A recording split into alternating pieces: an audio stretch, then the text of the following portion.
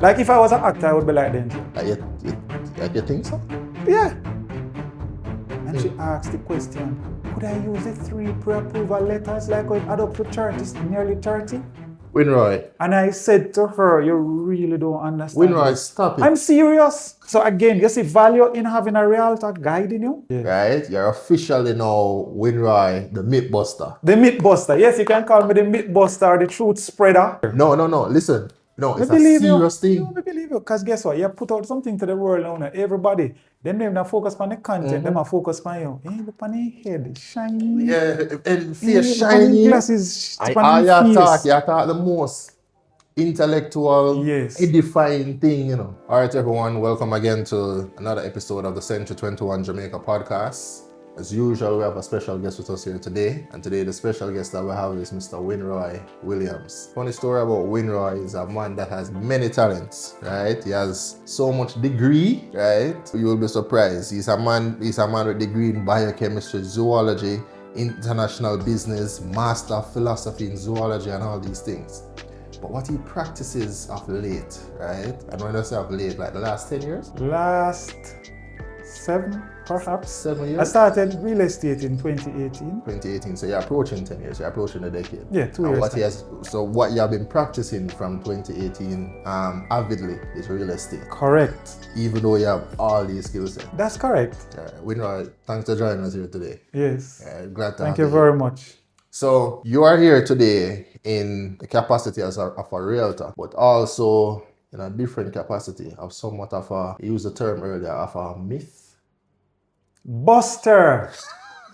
So today I'm here to bust some myths. A whole heap of myths. Yes. And the myths that you're here to bust, some real estate myths that exist, especially as they come on to the diaspora. Just for clarity and just to get the conversation off to the right start.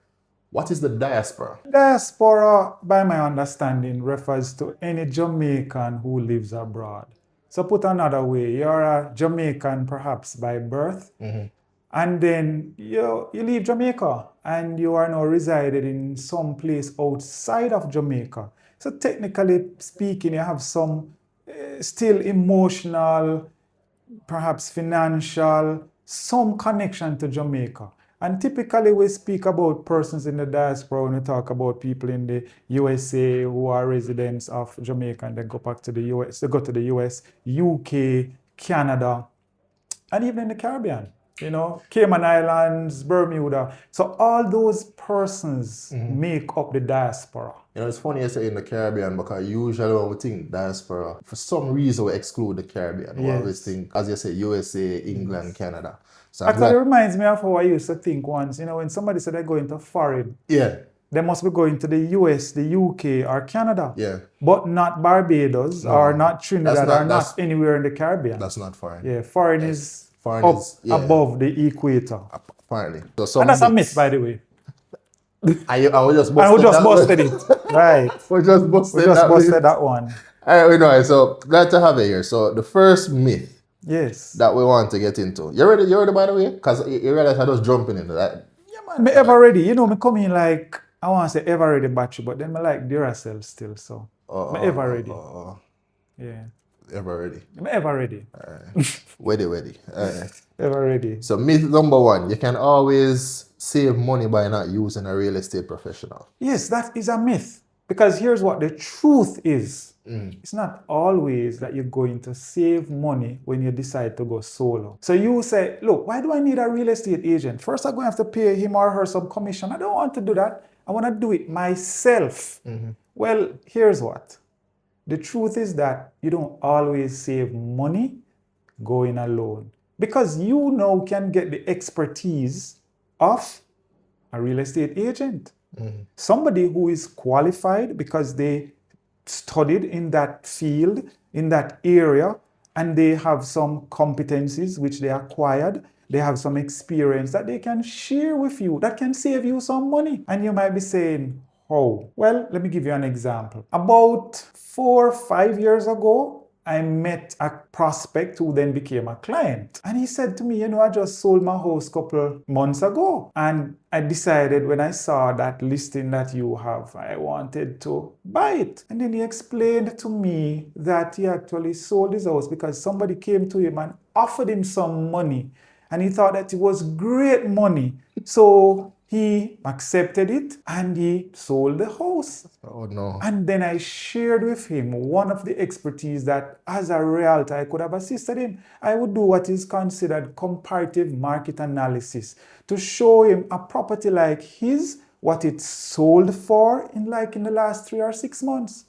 And I did show him. And of course, that didn't sit well with him. He was just mad and sad. Right? So I'm saying to you that you busted his happiness. Yeah, and this by the way is still a person who I am interacting with, you know, because the person can't get beyond having made such a big mistake. He couldn't believe. He thought that when he heard what the person offered or was going to offer him, so that's a no-brainer. He said, "No man, I'm going to just sell you." Yeah. But he didn't know that had he went through and have the services of a real estate agent, he could have had that property placed on the market. And the market would speak, which means the person in the market who feels they want to buy this thing for the highest possible price, that could be his offer. Right.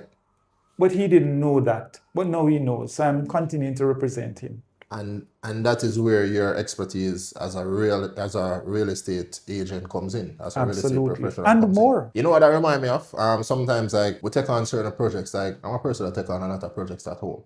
And I remember I took on a painting project. I was going to paint the outside of the house. Because I'm thinking, why would I pay somebody to do this? Yes. When I started to paint, I realized that, I don't have certain tools and equipment to properly paint, to properly do the paint job. Yes. And then I started messing up the place and all of them things. So that no longer cost me time now for clean up the place and maybe get other things.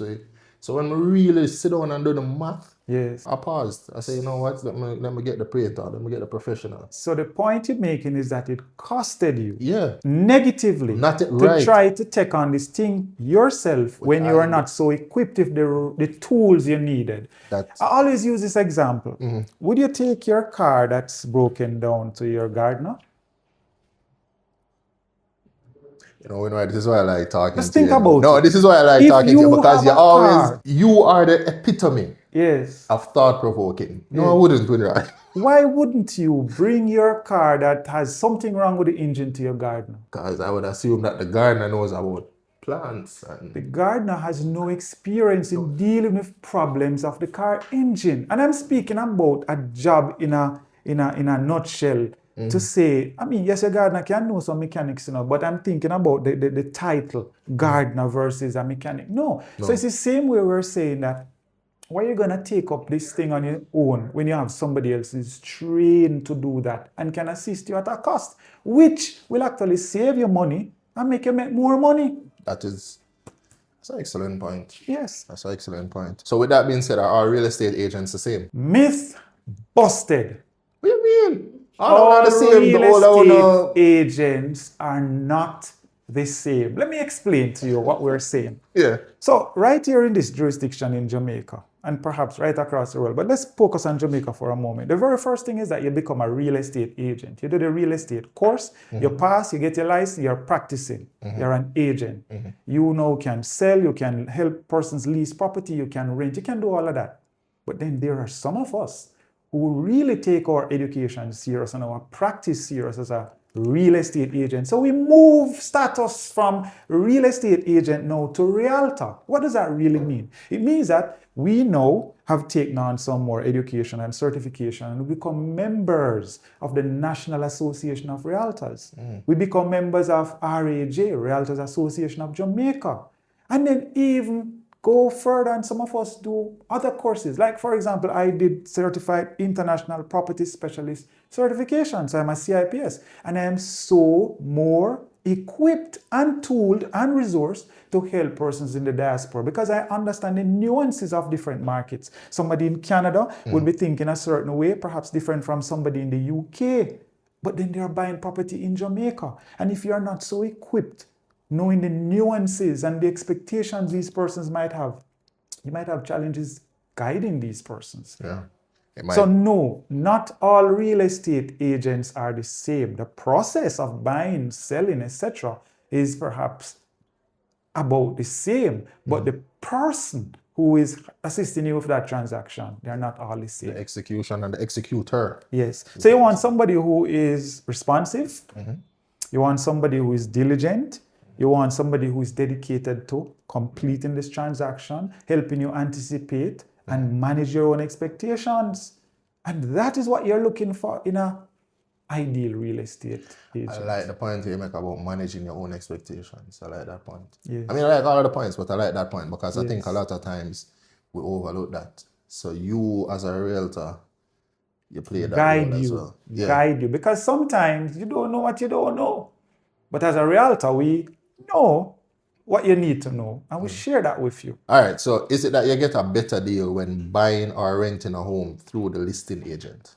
And before you get to that, what is the listing agent? What is the agent? All right. What is the listing agent? So the listing agent is the person who has that direct agreement with a seller of a property or the lessor or landlord for that property now to be placed on the market. Okay. So that's the person who now lists the property on the market. Okay. Or rent.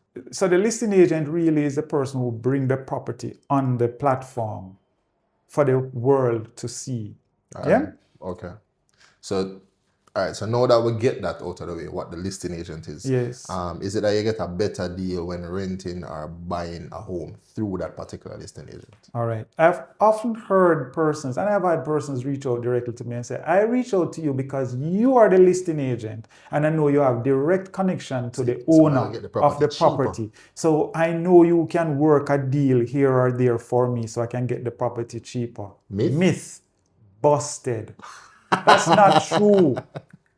No listing agent who has fiduciary duties, which means a higher degree of responsibility to the owner or landlord, lessor, seller, will now say to a stranger, oh yeah, I'm going to negotiate the price down for you. Remember, the listing agent's duty is really primarily to the lessor or the seller, right?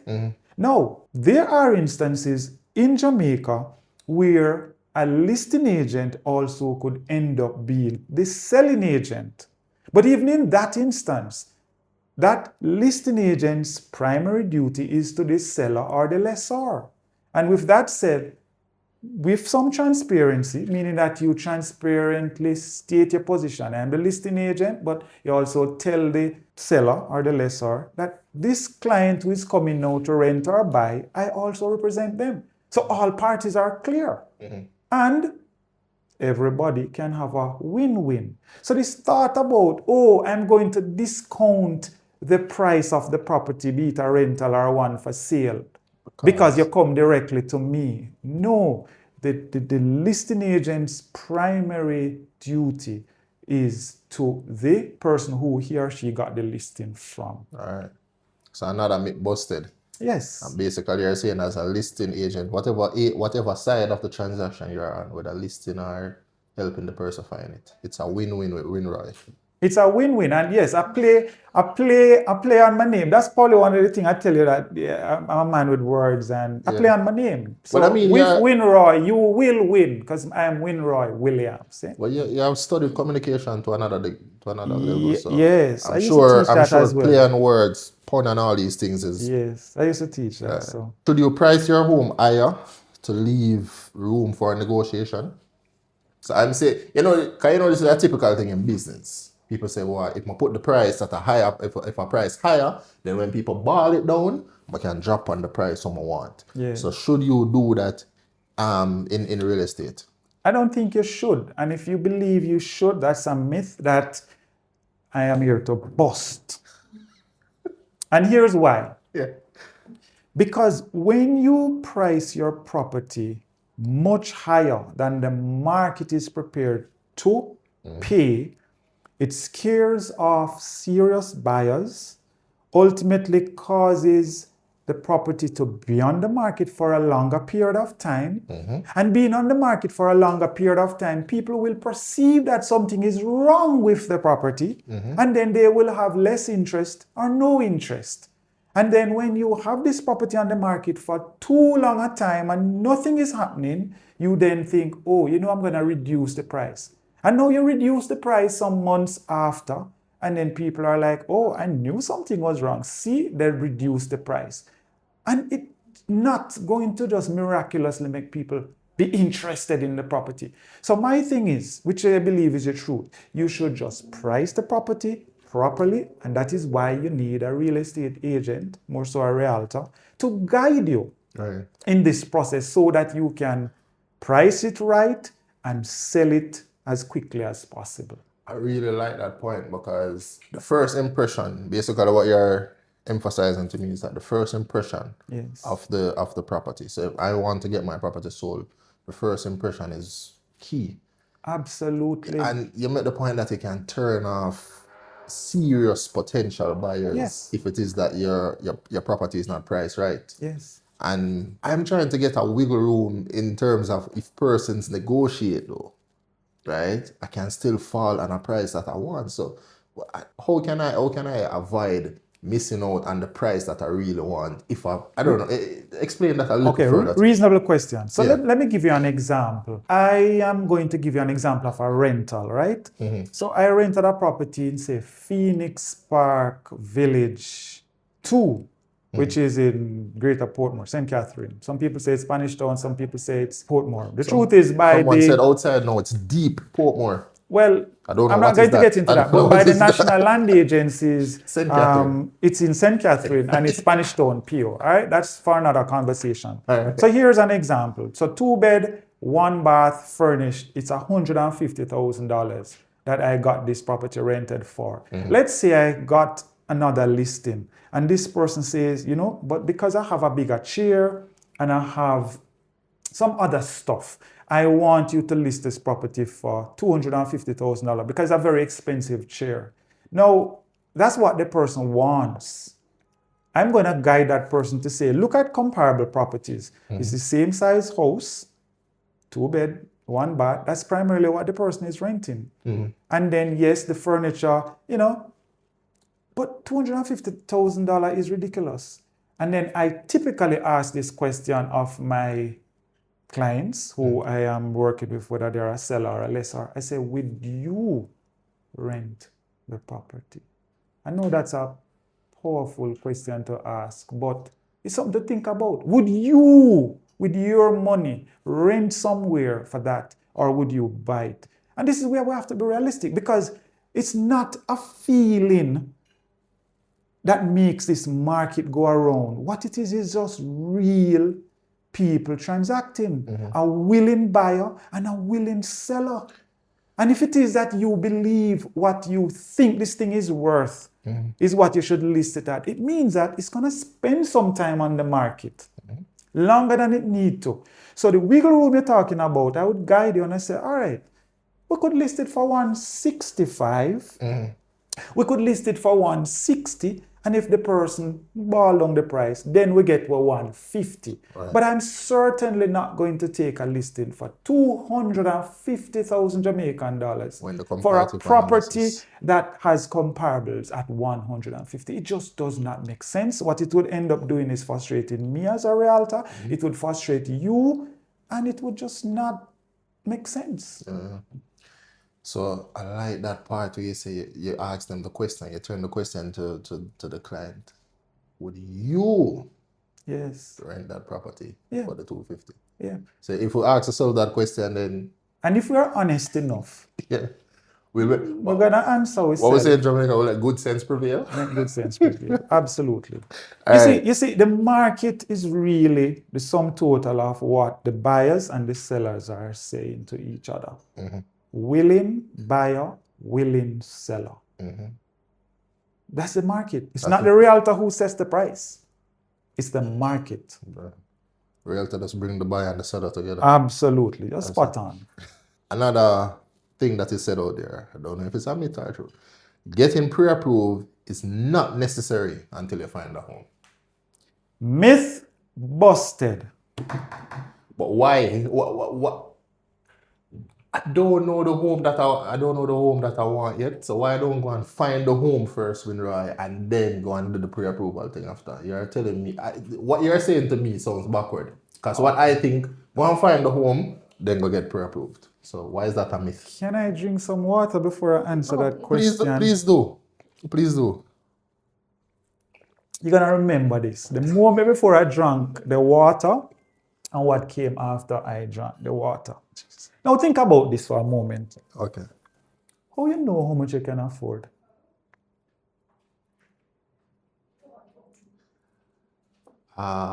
Check, based on my finances, based on the... Okay, all right. So I'm your real estate agent and you're going to buy a property. You're from the UK or Canada. And you says to me, I just need to know what properties are available. Absolutely, I would be willing to work with you. I could, share with you what properties are in terms of the price and so on. But the next step to set up an appointment to view the property, I need to know, one, that we're looking at the right property that you can afford.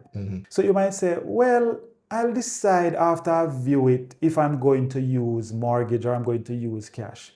Well, this is really what I want you to think about. The person who is selling that property, the owner, and by extension, the real estate agent, wants to know that whoever is looking at that property are qualified. And this is why I turn the question around on some of the buyers when I engage them.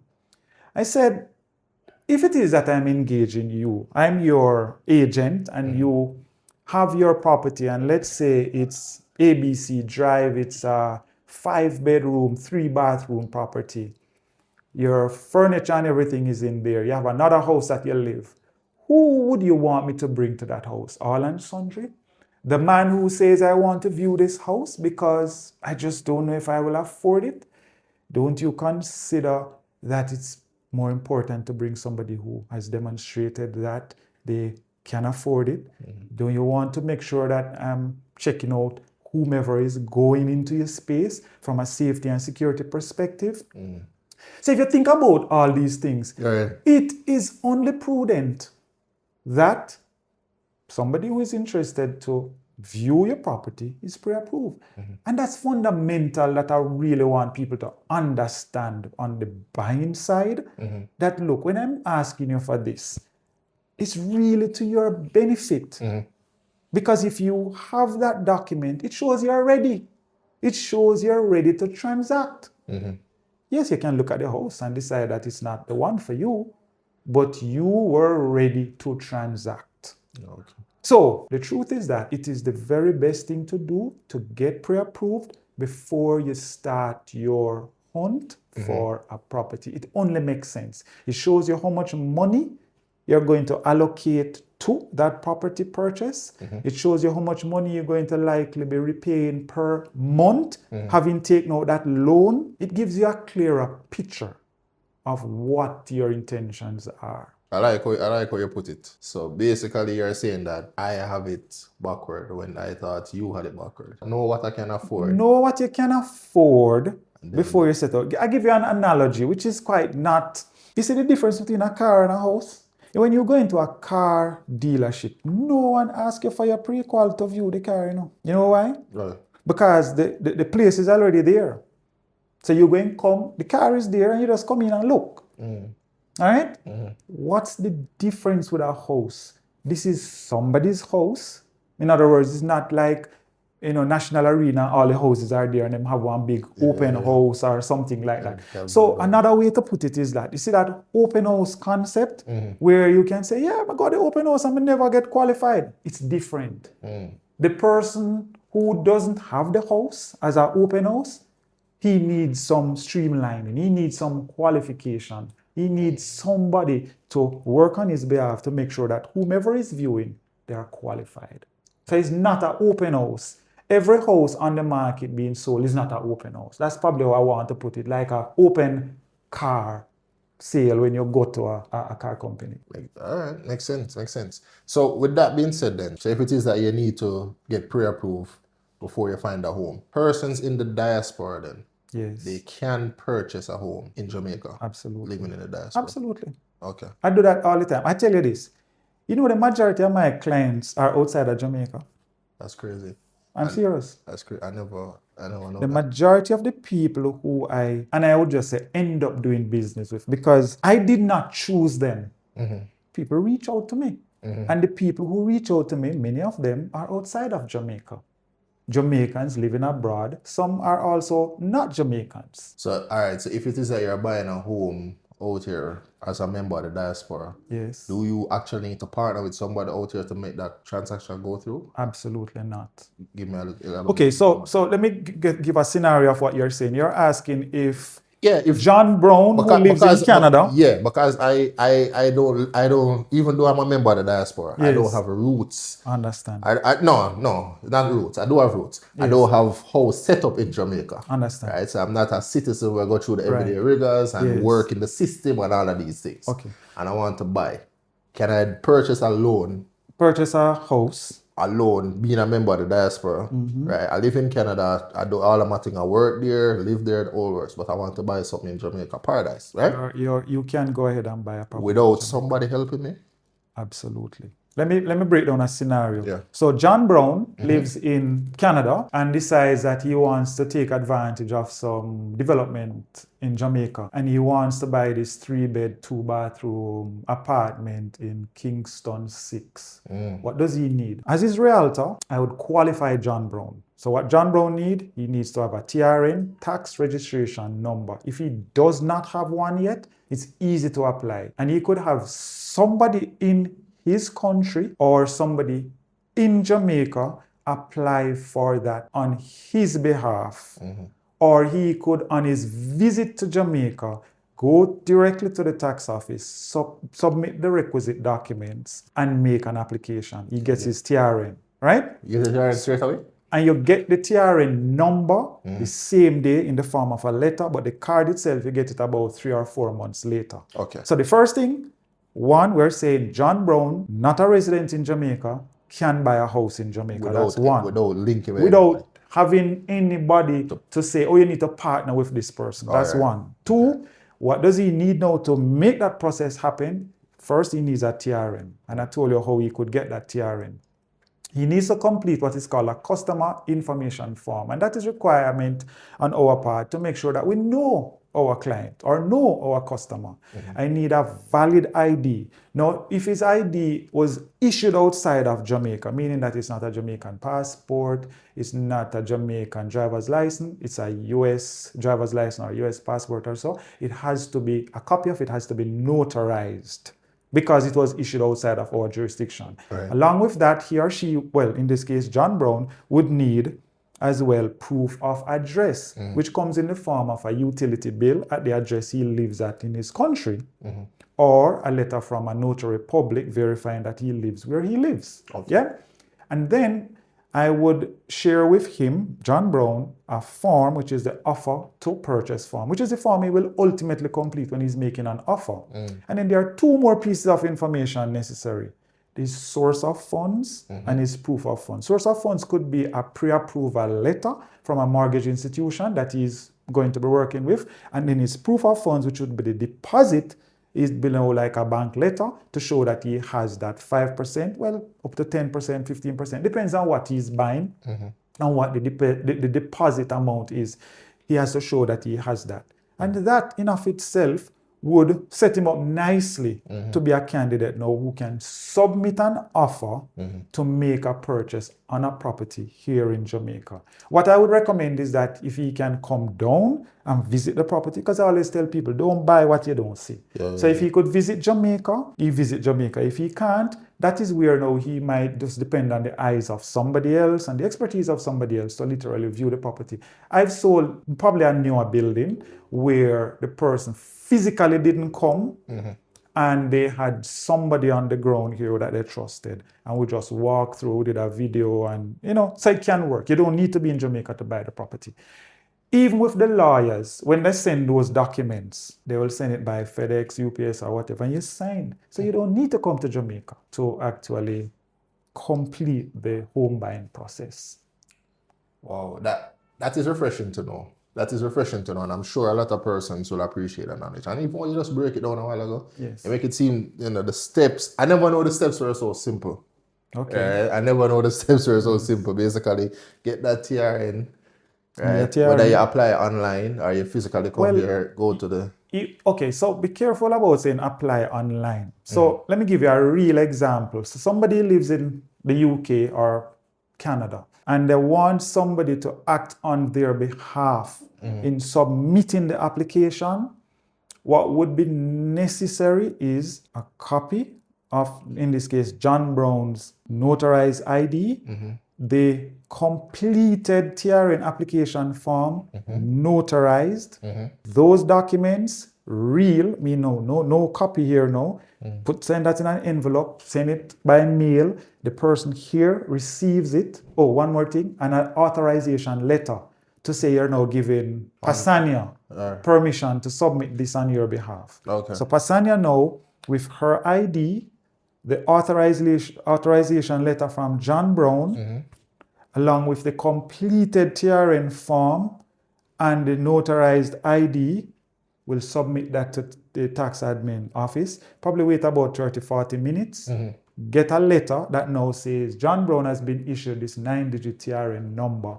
John Brown can use that letter as proof of his TRN. All right. Another thing that I hear persons often say that you do not need to worry about your credit score once you're pre-approved. That's a myth, because when a mortgage institution do a pre-approval, they're saying based on all the information you have supplied, which really would be a composite of your income, your expenditure, your assets, your liabilities, we are prepared to lend you, and I'll just make up a number, 30 million Jamaican dollars, and the interest rate is broken down, and your estimated monthly repayment would be so and so. And then in between getting that pre-approval letter, decide now you're going to buy a new brand car, which, by the way, is a bank loan you also used to buy that car. Range Rover. So what does that really mean? It means now that your credit score has just now been adjusted. So your position has changed in terms of your affordability. I have a real story to share with you. Years ago, I had this lady, and this is just to echo the point that how important it is to get pre-approved. So at the time, the lady kept on saying, oh, I have this land I'm interested in, it's in the Golden Triangle. And if you know anything about the Golden Triangle, you couldn't get anything at $10 million. So the lady said she's interested, and she wanted to buy a house there for like $10 million. This was probably in 2020, thereabout. And I said, $10 million in 2020? Serious. And I said, how do you know you can afford what you're saying you're going to buy? And she said, I've been working a long time and I know I can afford that. I say, I want you to get the pre-approval letter. Now, at the time, I typically would recommend that my clients go out and speak with whichever mortgage institution they want to. So they could speak to A, they could speak to B, they could speak to C, and they could just compare to see what it is in their best interest. Right. So this lady went about and she went to organization A, mortgage institution A, and she was, when the maths was done, she get a letter, she get $10 million as a maximum loan that they could lend. She went to B said, well, based on all that, $9.5 million. And then she went to C, and it was somewhere between the 9 and the 10. So the lady came back to me now. Now, the property she was interested in was around $30 million at the time. And it was like a really fixer-upper, need whole heap of work. And she said, boy, I never know that it's only this little bit of money they would lend me. And she asked the question, could I use the 3 pre-approval letters like it add up to 30, nearly 30? Winroy. And I said to her, you really don't understand. Winroy, stop it. I'm serious. So she didn't understand that each of those letters was really assessing her situation, as in meaning that it's all of the information you give this one and this one and this one. So you can't add up all of it. This is what you're getting. It's not what can't add up. So again, you see value in having a realtor guiding you. Yeah. And then she just disappeared. Oh, yeah. I couldn't help her. And then we started to look for land. Again, you busted her joy. Yeah. You busted the myth that But she had, and you busted her joy. I gave her a reality. myth. I gave her a reality check. A reality check, you know? So the credit score is important. Yeah, man. Don't, and it's a rule. Don't go shopping after you get your pre-approval letter if you're serious about transacting. No. Like, look into the Don't camera buy and say anything that. too big. Look Don't into the camera and say that. Don't, after you get that pre-approval letter to say you're pre-qualified, you're pre-approved for so-and-so, don't go take out no further loan. Don't go buying a new car. It will affect your ability to service. Well, you then get to the chance to service. It will affect your ability to even get the loan that you thought you were pre-approved for. Because they're going to look back at your new position. You guys heard it from Winroy. Sound advice. You mentioned something a while ago, which I think is another myth that persons may have. I don't know. Because you were saying that she was thinking that being that it's a fixer-upper, might be a little cheaper. So is it that you will always save money if you purchase a fixer-upper? Is that a myth? Okay, so the always is the operative word for me. Yeah. You will not always save money with a fixer-upper. So it is a myth. Busted. Here's why. It's a myth. But if you buy a house when need for fix-up, because that's what a fixer-upper is, right? That's what it Plain is. Jane. One house we kind of mash up, but it's not too bad, and you can fix it up little. That's almost cheaper than... That must save more money. So like I said, my word, the operative word for me, always. You don't always save money buying a fixer-upper because there are some hidden damages perhaps that you did not anticipate. There might be challenges. As you uncover one challenge, you find another. So let's focus on always. So you don't always come out the winner, right? With a fixer-upper. In some instances, you may. In some instances, you may not. And then the renovation cost, especially if you're planning to sell that fixer-upper that now has been renovated, what you're thinking of selling it for, you might not get that on the market.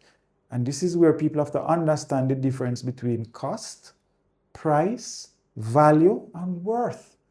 Let's break that down. Cost, price, value, and worth. Yes, let's think about it. So you buy a fixer-upper. What you buy it for is the price. That's the price you buy it for. But then you're going to fix it up, which means you're going to input some cost. And that cost could exceed what you were thinking of. You know, many projects go longer than they plan to, or you end up spending more than you plan to. And then now you fix this up and you're readying it now for the market. Not because you're going to live in it now, because you're going to rent it. And what you think you want for it now is your worth. And what is worth? Worth is really a subjective view, in that is your perception of what this thing should go for. And that's different from value, which is what a willing buyer or a willing seller would agree to. So what we find is that worth is generally way higher than value, because we have some emotional attachment. We think about the blood, the sweat, and the tears that we put into making this what it is. So sometimes you buy a fixer-upper and you don't come out the winner because you probably didn't consider all these things. And then there is this thing about you fixing something to sell it. Remember, people have different taste. So you remodel the bathroom and you put it in this style and you're thinking about selling it. And everybody see that now and say, no, I'm not going to buy that. And then I have to go change it. So one has to be very modest sometimes when they're buying, quote unquote, a fixer-upper to resell or even to live in. Just understand that there could be some hidden cost. And you must really be thorough in your investigation to make it worth your while. I'm a person that watch HGTV a lot. I guess I understand where you're coming from, because I've seen cases where these professionals, right, they do flipping business, and sometimes they uncover some things in the house and you'll even still show it at the end that that flip that actually incurred a loss from executing that flip. So and that flip thing that you mentioned, I've had people who reach out to me and they say, oh, I want to buy this house and flip it. And what I just shared with you is the advice I give to them. Is the advice I give to them. Because that must be considered. Right. So, which brings me to the next point that I wanted to talk about. So, renovations, and especially for persons in the diaspora, they might have a house already out here, might be renting it out, and they decide that, listen, I want to renovate, right? I want to renovate that house because I want to increase the value of the home. Is that so? Is that once you renovate it, always increase the value of the home? Not always. And that's probably what I alluded to a while ago when I talked about the difference between price and cost. And value. Because you know going to spend some money that you're going to seek to recuperate or get what you call return on investment. Right. But because you probably spend too much. So you say location, you hear they talk about that all the time. Be careful how you... That's the thing. Over-improve. That's the thing. Because it's as if certain location have a ceiling. Absolutely. Based on what I you just were saying gave you the earlier, example with the Phoenix Park. Yeah. One person want 250 and the average house renting for 150. How are you going to get that? It's the same size house. So be careful how you over-improve. And you see, I am a very straightforward person when I'm having these conversations, very frank, real conversations with my clients. I ask them the real hard questions to think about. You know, when you spend so much, how much are you going to think you can rent it for? And I would say, this is the maximum that you could get a return on. So I would not recommend so and so. I had somebody had this house to sell, and the person shared with me the vision, and the vision was to renovate the house and sell it. So I said, all right, as is right now, are you prepared to do a valuation? The person said no.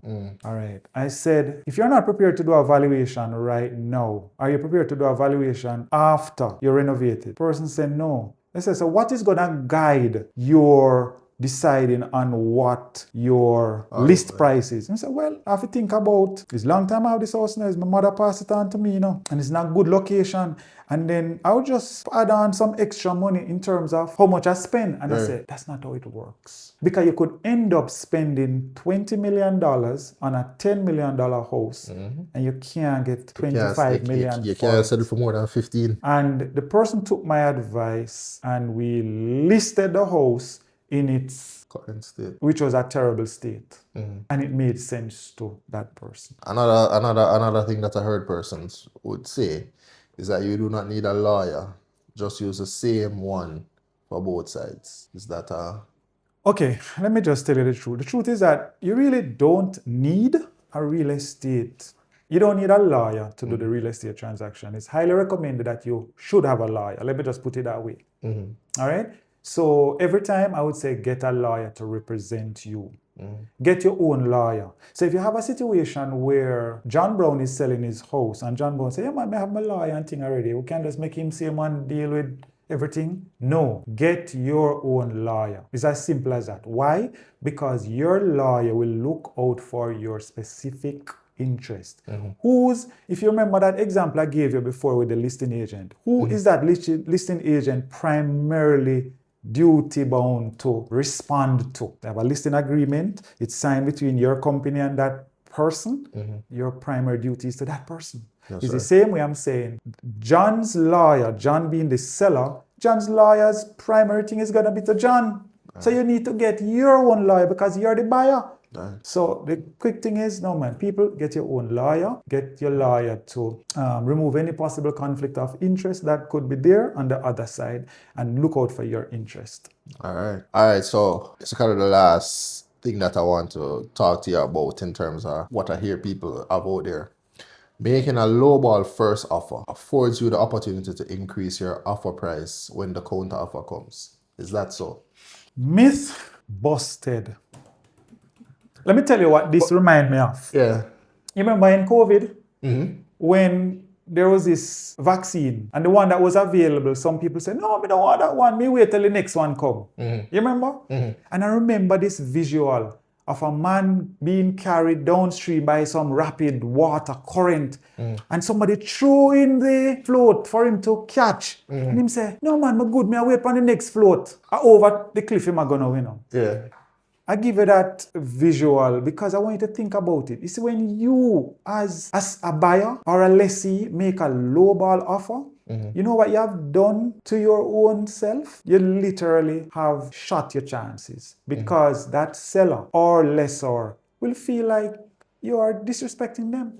You're undervaluing my thing. I'm not going to even send you a counter offer and say, no, I want what I want. I will send you a counter offer that says rejected with no counter offer. Wow. So no, don't do it. And I advise my clients this way: make your first offer Your best offer, because the truth is you only get a first chance to make a first impression. That's great. That's the philosopher coming out in you right there. Right Absolutely. Now. That's the philosopher coming Absolutely. out. All right, Winroy, so thank you for busting these myths. Yes. Right? You're officially now Winroy, the myth buster. The myth buster. Yes, you can call me the myth buster or the truth spreader. Yeah, whatever you want to call it. And the happiness buster too. Because you bust a whole heap of people happiness and you bust the myths. It's like that's a byproduct of busting the myths. Oh, but that was non-intentional. Yeah. Yes, I get what you're saying. That's probably what you call collateral damage.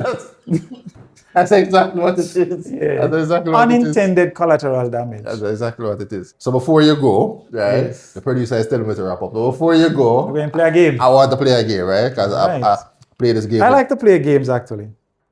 What kind of games do you like to play with? Games? Yeah. No, you know what? Yes. I play mind games. I tell you what, I love to play mind games. So this is what I'm talking about now. This sounds like some... A man is traveling along a road in a black car. He sees a black cat. The street light not working. The vehicle light's not working. How did he avoid hitting the black cat? So traveling along the road in a black car, see a black cat, the street light not working. How did he avoid hitting the black cat? Yes. He was traveling along the road. In his car, a black car. Yeah. Oh, and by the way, it was a black man. It was a black man traveling in a black car, traveling down a black road. Yeah. Seeing a black cat. The car lights not working. The lamp, the street lamp not working. So and a black cat is in the middle of the road. How did he avoid hitting the cat, the black cat? I don't know. You don't know? I don't know. Tell me Winroy. Pasania? Tell me Winroy. I wonder if our producer know. Why you say the cat eye glow? That's the only thing I can think of. The cat. What time is it? Why you say the cat eye glow? It wasn't night? Who told you it was night? Did I tell you it was night? No, you didn't say that. Okay, so that's the mind game I like to play, because you thought it was night because I said black car, black man, black car, light now work, pan car, light post, light now work, cat in the middle of the road. So I have framed your mind to think that the place was dark. It was daylight, that's why I'm not Jesus. Anyway, I'll play your game now. Run your game. My game not as good. But it's a game we call this or that, right? So I give you two options. Yes. And you just select your preferred option. Sure, not a problem with that. Pharmacology or real estate? Right now, real estate. And you know why I asked you that? Because that I don't know. All right. Clarendon or Manchester? Clarendon, that's where I'm born and grow. Clarendon, you want to go? Moko? No. Close to Moko? No, I know, funny enough, me never go Moko. Never go Moko? Never go Moko. Me always hear people talk about Moko. But you know it's in Clarendon? Yes. Okay. But I've never been to Moko. Not a lot of people know. Actually, I got a listing in Moko, but I never take it. Yeah. No. Okay, so let me tell you the reason why I never take it. No, let me tell you the reason why I never take it. It was... No. All right. You remember I told you about... I'm honest with guiding my clients, and this was a situation I think the client was asking ridiculously too much, and it wouldn't make sense. Like, you wanted $4 for something where the market only prepared spend 50 cents. That would be a waste of my time. So I didn't take it. Respectfully. And I was, I was straight up. Clarendon over Manchester. Yeah. But you never got mock it. Alright. Dub poetry or songs? It depends, No. You have to pick one and I have to pick one? You have to pick one. Songs. Dub Songs. But you love the... Yeah, because... That don't make no... No, it makes sense. I'll tell you why it makes sense. Because, you see, sometimes you want to be more than what you are, In other words, if this is all me, though. So I don't really... I'm a poet, right? But I love listen songs. So sometimes you want... Even though you know you're a poet, sometimes you want to be a singer. But me can't sing. But me can't sing. Alright. Right? But you know what? You know what a song is? Dub poet running fast. No. It's like talking. Yeah, it just on a rhythm. I know. Fast. It's not... Alright. The producer tell me to wrap up now. Because this song I'm going to invite you back. Talk about this. I don't have a problem. I don't have a problem. I'll do that. Alright. Live plays or movies? You know what I say? You're not going to believe this. Live play. No, I believe it. That's why I asked. I'm going to tell you why.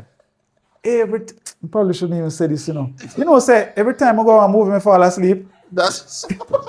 But when I go on a live play, I awake. I just don't understand it.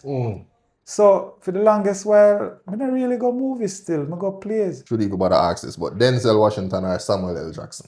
Denzel. Denzel are the boss when it comes to acting. No, that's alright. So you do watch some movies then? Yes, man. I watch many Denzel movies. Like if I was an actor, I would be like Denzel. Like you think so? Yeah. If I was an actor. Alright. Okay, so alright. No, let me change my facial expression for the camera. I'm not doubting that he... Could I act? I don't even want to say it because I don't want to... No, I know you can act. Okay. But Denzel though, that's... You have to aspire for greatness. No, but remember you say you want to be more than... Sometimes you want to be more than what people think you is. All right, what so you think you let me show you. So, all right, I love music, right? And then when I look on the landscape of the different musicians / artists, like I would say, if I was a musician / artist, I would have been this a person. You ever have that thought there? So it's the same way when you ask about Denzel, because I watch him, I see how he gets into his character and thing. Yeah. And I'm saying that's how I think that I would be operating had I been. Okay. So like if I was a DJ, I think I'd be like Agent Sasko. I'm going to tell you why. I can see that. I'm going to tell you why. I can see that. I actually can see that. Words wise, like, yeah, you know me not play with the words thing. Yeah. That's what Agent Sasko do. And him have a level of consciousness to it as well. So you see, yeah. Right. So I can see that balance. So me rate him as like one of the greatest artists when it comes to writing and putting stuff together. Yeah, that is true. And because I do some of that. That's true. But of course, I can't sing. That's true. But I can DJ still. They can DJ. We're not going to find out today. I always have to throw something about sports in there because I'm a sportsman. Yeah, man. He's a sportsman too, I never know that. Yeah, man. So, all right. Think about Jamaica. Think about the achievements. Think about the popularity. Yes. Right? Think about the impact where these two persons have on the world. Now, think about your preference. Yeah? Usain Bolt. Yeah, man. You don't have to go to the second one. Usain Bolt. Yeah. Yeah. No disrespect to the second person. You know. But me don't know. It no matter. Me I tell you, no disrespect. I still have to say it. All right, run it. No, I'm not bother what ask. No, ask. You're going to say Shelly? Or Christopher Henry Gale. No, man. Usain Bolt. Come on. Usain Bolt. No, but you can't just say that no man. So like say Gale not do nothing. No, okay. We're going to have people who have different views. No. What unite the world more? Cricket or athletics? Well, cricket is actually the second most watched sport in the world. Me just said more a while ago. So athletics or cricket? What unifies the world more? Yeah. Well, athletics is alright. First off, athletics is a global event. Yes. For the most part, it's a global sport. It's one of them things where you actually, Yeah. So I think about impact. And I believe, my humble opinion, I believe Usain Bolt has impacted more individuals. 1, 2, 3, 4. That's what me think. I might be wrong. But me must have my own bias as well. I'm going to say one little thing. Well, I know. I have my own bias as well. I have a preference of athletics over cricket. In fact, I'll tell you this. I used to run for the University of the West Indies, right? I used to play football, I used to play cricket, but guess what? I don't love cricket. When I was in second form in Glenmuir High School, I get called up for the cricket team, second form. You know go. Good, but me not like it. Me not love it like that. So me have my own bias. Okay. All right? Okay. So is my bias really I speak loud when I say Usain Bolt without hearing who the second person is? I just want you to know that the country with the biggest population in the world is India. Yes. And Chris Gale is like a god.